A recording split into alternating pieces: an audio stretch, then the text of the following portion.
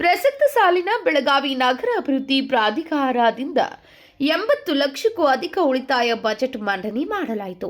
ಶುಕ್ರವಾರ ಬೆಳಗಾವಿಯ ನಗರಾಭಿವೃದ್ಧಿ ಪ್ರಾಧಿಕಾರ ಸಭಾಂಗಣದಲ್ಲಿ ಬುಡಾ ಅಧ್ಯಕ್ಷ ಲಕ್ಷ್ಮಣರಾವ್ ಚಿಂಗಳೆ ನೇತೃತ್ವದಲ್ಲಿ ನಡೆದ ಬುಡಾ ಬಜೆಟ್ನಲ್ಲಿ ಬುಡಾ ವ್ಯಾಪ್ತಿಯ ಕೆರೆಗಳು ಬಡಾವಣೆಯ ಅಭಿವೃದ್ಧಿಗೆ 80 ಲಕ್ಷಕ್ಕೂ ಅಧಿಕ ಉಳಿತಾಯ ಬಜೆಟ್ ಮಂಡಿಸಿದರು.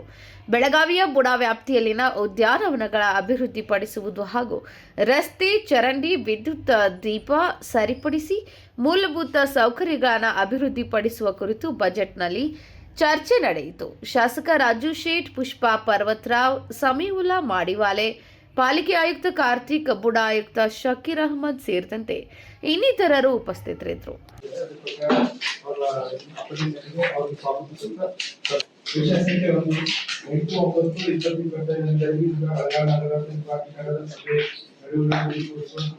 ಸಭೆಯ ನಡವಳಿಕೆ ಓದಿ ವಿಷಯ ಸಭೆಗೆ ತೀರ್ಮಾನಕ್ಕೆ ಮಂಡಿಸಲಾಗಿದೆ. ಟಿಪ್ಪಣಿ ಪ್ರಾಧಿಕಾರ ತಿಂಗಳು ಆದಾಯ ವೆಚ್ಚ ಪರಿಶೀಲಿಸುವ ಮುಂದಿನ ಸಭೆಗೆ ತೀರ್ಮಾನಕ್ಕಾಗಿ ಮಂಡಿಸಲಾಗಿದೆ.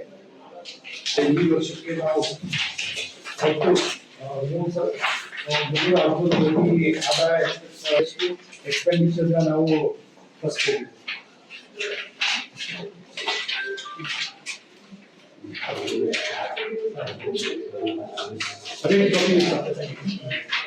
ಅದು ಆದಾಯ ಮತ್ತು ಇದಕ್ಕೆ ನಾರ್ಮಲಿ ಟೆಕ್ನಿಕಲಿ ಬಜೆಟ್ಗೆ ನಮ್ದು ಅದರ ಪ್ರಕಾರ ಎಕ್ಸ್ಪೆಂಡ್ ಸರ್.